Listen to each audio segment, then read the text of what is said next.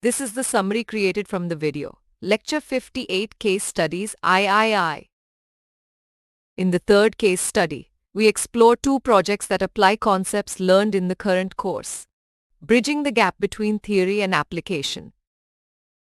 The first project involves designing a simple calculator with basic features, progressing to an advanced version with additional operations, equations, bracketed expressions, and customization options like setting styles.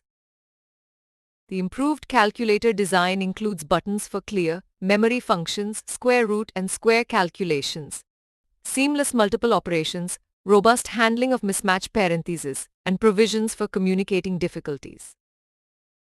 The advanced calculator takes it further by adding a power button, customization options like background and font changes, trigonometric and statistical functions, and language settings. The second project is a quiz game application inspired by KBC, with a computer host user answer selection, scoring, and lifelines like 50-50, implemented using Java Swing for GUI, event handling, file I/O, and JDBC for database connectivity. Crucial to the quiz game is the preparation and maintenance of a question bank on a server database, facilitated by JDBC for efficient data management and streamlined data entry via CSV files.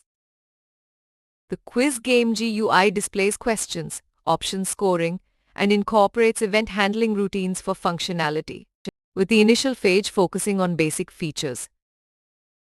The back-end development involves a socket program for GUI interaction over the network, handling JDBC connectivity, user option selection, score updates, and game progression for 15 rounds or until the user quits. In the second version, the quiz game interface is improved with topic selection, highlighting the current topic, a start-stop button, layout enhancements, and options to remove questions or adjust difficulty.